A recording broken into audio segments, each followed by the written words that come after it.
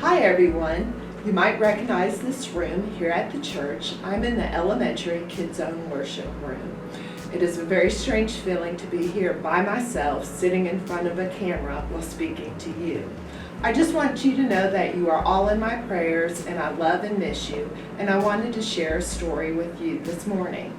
The story that I am sharing with you was from the Sunday school lesson this past Sunday, March 15th. It is from the book of John and chapter 13, verses 1 through 7. I'm actually going to be reading out of a book by the name of Your Everyday Read and Pray Bible for Children. It was nearly time for the Passover feast, and a kind man had set aside a room for the disciples to prepare for it. That night, when they were eating, Jesus left the table, wrapped a towel around his waist, filled a basin with water, and then kneeling on the floor, began to wash and dry the disciples' feet like a servant. The disciples were speechless, but when he knelt before Simon Peter, the disciple protested, "Lord, you mustn't wash my feet." Jesus replied gently, "You don't understand what I am doing, but later it will be clear to you. Unless I wash you, you won't really belong to me."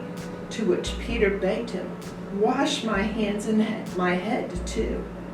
But Jesus answered, "If you have bathed, then you only need to wash your feet.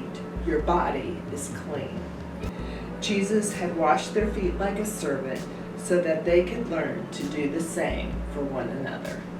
At this time, let's take a moment to fold our hands and bow our heads and listen to this prayer.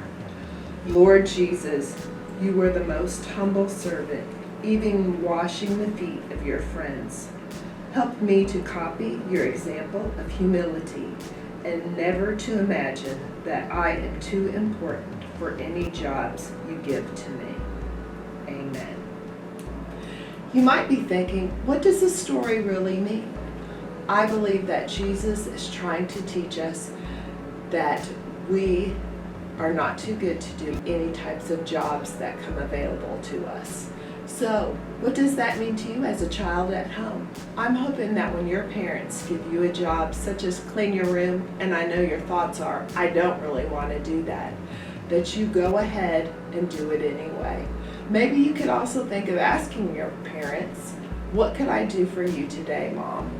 There's so many ways that you can be a servant at home. Maybe you're thinking of other ways to be involved in the community. How about making some pictures and sending those to a nursing home? I know that the residents cannot get any visitors at this time, so I know that they would enjoy getting pictures from you children. I hope and pray that you stay healthy, that you listen to your mom and dad, and that you grow closer to God during this time. Love and miss each one of you. I hope that you post some pictures up on our Facebook that we can see what you are doing at home. Love each one of you. Amen.